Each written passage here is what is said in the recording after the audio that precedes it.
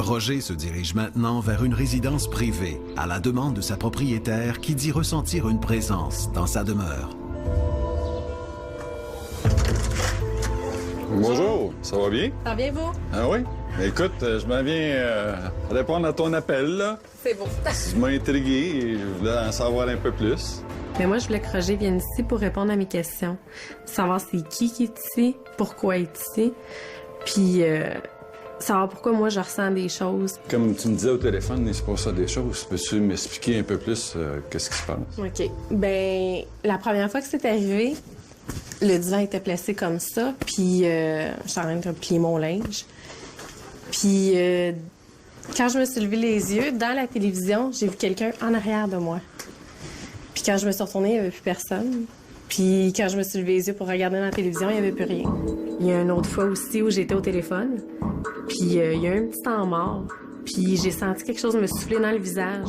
Mais ça a tellement soufflé fort que ma soeur l'a entendu aussi. Ah oui, ça? Ouais.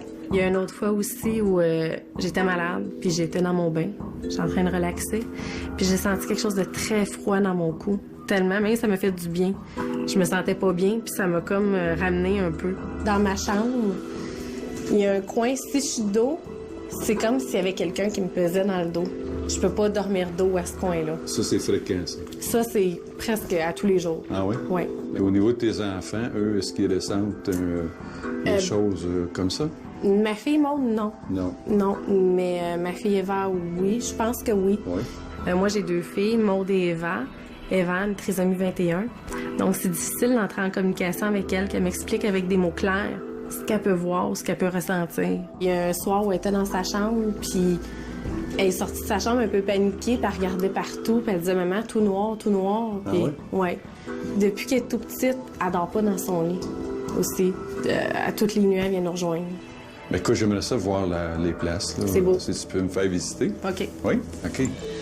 J'en parle pas vraiment à mon entourage. C'est délicat. Je me sentais un petit peu mal d'en parler. Des fois, on se demande si c'est-tu dans ma tête ou si c'est vraiment arrivé pour vrai ou ce que je ressens, c'est-tu vrai? C'est-tu vraiment ça? Quand je suis arrivé dans sa chambre à elle, moi, j'ai senti qu'il pourrait avoir quelque chose dans la chambre. C'est sûr qu'il y a quelque chose qu'on ressent, un rayonnement. Oui, il va falloir l'identifier avec les appareils. OK? OK. On va aller dans l'autre pièce, c'est ça? Oui, je vais te montrer la chambre des vents. OK. Moi, personnellement, j'ai jamais rien vécu ici.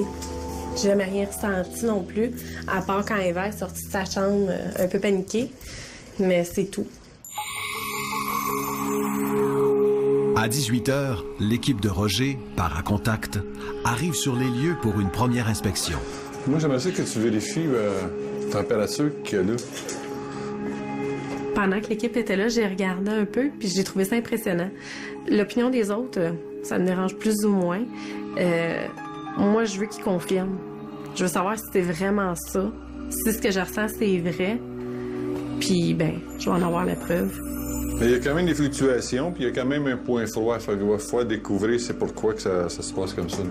Les phénomènes que José parle, qui se passent ici, peuvent être reliés à possiblement une présence, parce qu'on a détecté avec nos appareils des données assez élevées. Et on devrait les vérifier tout à l'heure pour en être bien certain, mais c'est quand même des données qui sont tellement élevées que c'est un peu anormal. Donc, il y a une fluctuation anormale au-dessus du lit d'Eva. La normale dans une maison, c'est 0.2, 0.3, mais là, c'est un peu spécial de capter des fluctuations comme ça ici. 1.0. Très élevé. C'est comme s'il y avait un panneau électrique résidentiel juste au-dessus du lit. C'était un peu anormal.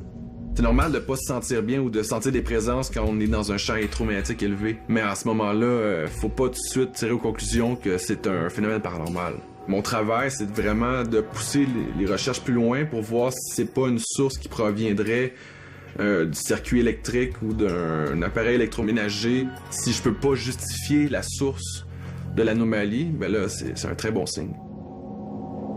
L'équipe procède à l'installation des caméras de surveillance. Lors de notre dernière visite à la maison Tressler, on a dénoté un problème avec les caméras. Une batterie qui avait une autonomie normalement d'1 heure ne durait seulement que 20 minutes, probablement à cause des esprits dans les environs. Donc, pour remédier au problème, aujourd'hui, on a un motorisé dans lequel on met les batteries à l'extérieur de la maison. De cette façon-là, on va pouvoir recharger les batteries sans contrainte. Moi, je dirais que actuellement, je capte une présence.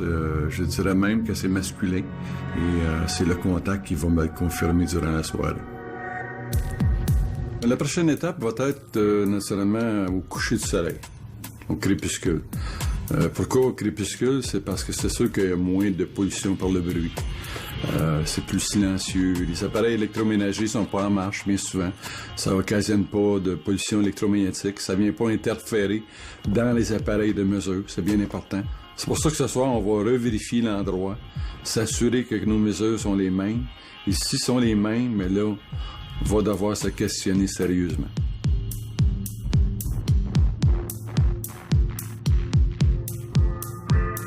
Juste avant la séance, on a pris une lecture dans la chambre de José, justement entre son lit et le fameux garde-robe. Et il y avait 0 lecture de champ électromagnétique. On a retourné une deuxième fois et soudainement, la lecture est remontée, était plus élevée. Pour une cause inconnue, il n'y a pas de cause naturelle. Là. Donc José n'avait pas tort de dire qu'il y avait de l'énergie entre le lit et le garde-robe. Une autre investigation s'impose dans la chambre d'Eva, où plus tôt dans la journée, d'importantes fluctuations avaient été captées. La deuxième lecture nous dévoile un résultat étonnant. En prenant la lecture sur le lit, en se rapprochant de la source du rayonnement, on se rend compte que c'est directement relié au réfrigérateur qui est de l'autre bord du mur. Au rayonnement du réfrigérateur. Ouais, exactement. Bon, on n'a pas le choix de conseiller aux parents de bouger le lit d'endroit parce que c'est justement les parents m'ont mentionné qu'Eva, la petite fille, se réveillait pratiquement toutes les nuits. Ouais, ça se peut parce que... Ça se peut que le rayonnement là, affecte justement son sommeil. Ah, c'est clair que ça pourrait jouer sur son sommeil.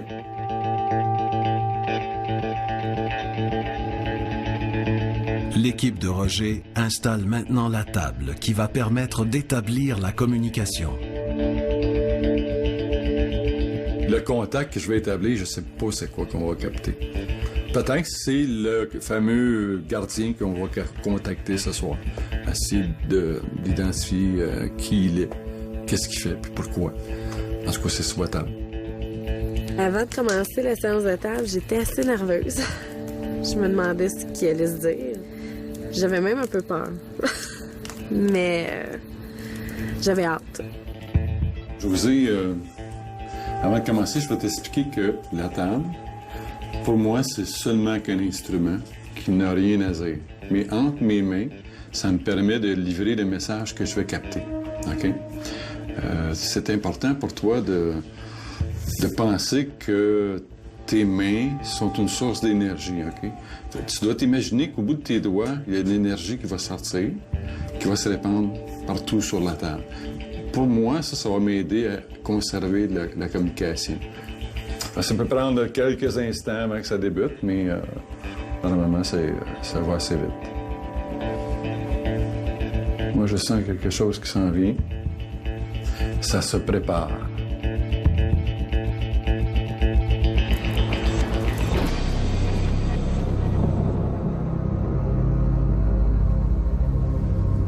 Sens-tu quelque chose? Je sens une vibration. Tu sens une vibration, hein? Est-ce qu'il y a quelqu'un? Oui ou non? Ouais, c'est quelqu'un. Tu sens-tu? Oui. Ouais. Est-ce que tu connais quelqu'un autour de la table? Oui ou non? Faut que tu sois plus fort que ça. Est-ce que tu connais quelqu'un?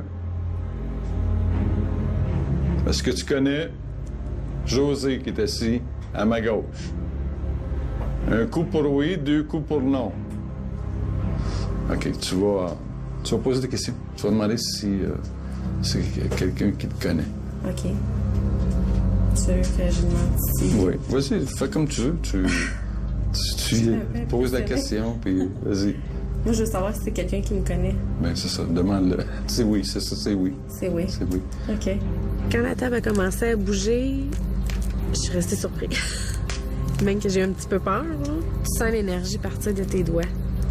Je pense, ça peut pas être truqué, tu le sens en dessous de tes doigts, tu sens l'énergie, tu sens la vibration qui passe. On peut pas truquer ça, là. Ça part de nous autres. OK. Tu connais donc la famille? Oui ou non? Je veux que tu sois franc. Oui. Est-ce que tu connais José intimement? Oui. Est-ce que tu connais Luc, son mari? Oui. Donc, tu les connais tous.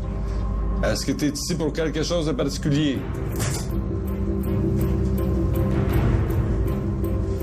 S'il devient des questions, tu le... Pour me protéger, moi. Est-ce que c'est pour protéger? Ah, là, c'est plus évident. OK.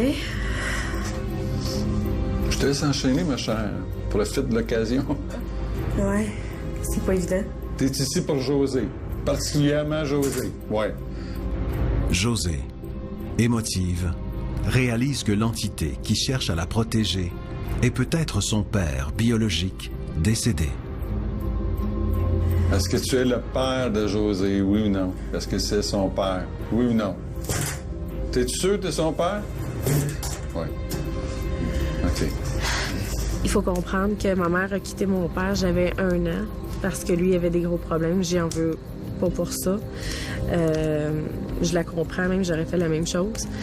Puis je l'ai revu 1 semaine avant sa mort, mon père, donc j'ai pas pu créer de lien avec lui, le connaître. Est-ce que tu aimes toujours José? Est-ce que tu l'aimes autant qu'avant? Oui. Est-ce que tu t'ennuies d'elle? Oui.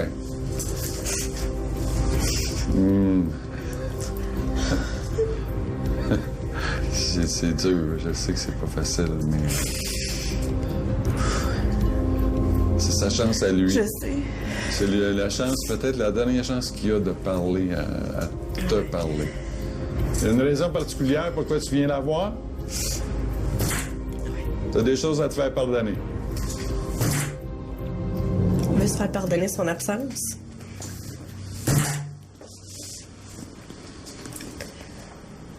Continue.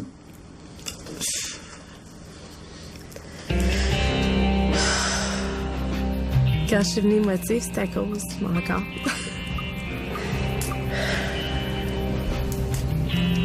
C'est de savoir qu'il veut se reprendre.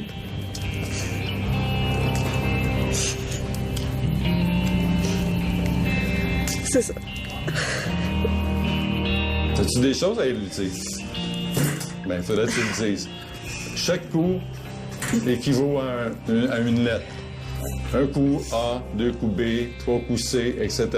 C'est comme ça que tu vas réussir à former des mots, OK? C'est quoi le mot? A, B, C, D, E, F. F. Deuxième lettre après le F. C'est quoi? A. A? C'est-tu un A? Oui. Sais-tu faire? Faire quelque chose? Faire quoi? B, C, L, N. M, après. Après. A. C, L, N. M-A-M.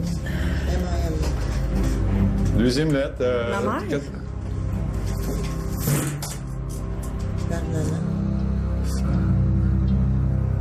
Je comprends pas. Mais ma mère? Oui. Il y a un message à ma mère? OK, je comprends. OK, c'est correct, là. OK. Elle a fait quelque chose qui t'a rendu mécontent?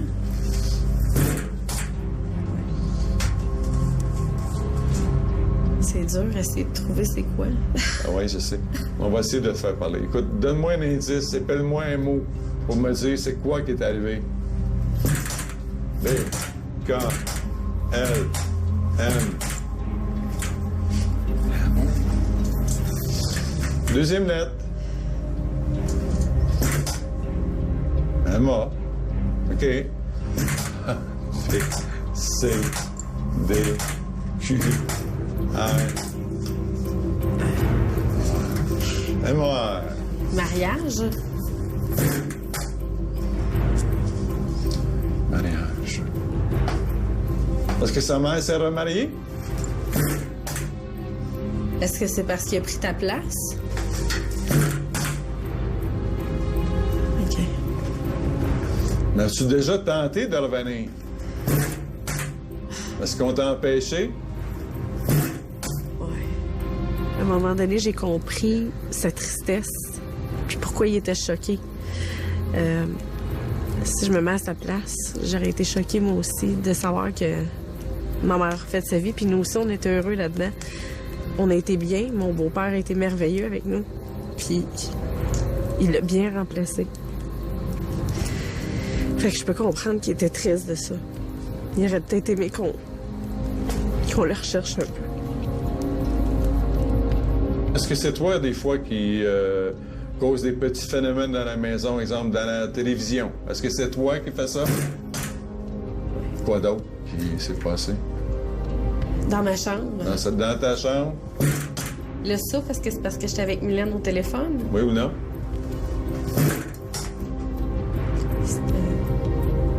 Est-ce que tu vas quitter les lieux? Tu veux pas quitter les lieux? Non? Personne te chasse. Non, il est vraiment triste, c'est vrai. OK. Il veut pas partir non Non, plus. il partira pas comme ça. OK. C'est sa famille. Non. C'est correct. Moi, tout ce que j'ai vécu ce soir, là, ça me rassure avec la mort. Ça me rassure qu'il y a de quoi après. C'est pas fini. On peut être là pour les gens qu'on aime. Ça me rassure, oui. Ben, ta maison, hein, tu sais, c'est pas une maison hantée à l'extrême, là. C'est une maison qui est visitée par quelqu'un que tu connais bien, OK? Ouais. C'est quelqu'un qui vient voir les enfants et qui les protège en même temps, tu sais. Fait que c'est vraiment très pacifique, ça. Fait que t'es quand même privilégié, tu sais, d'avoir ça, là, tu sais, si on faisait ça. Tu peux enlever tes mains.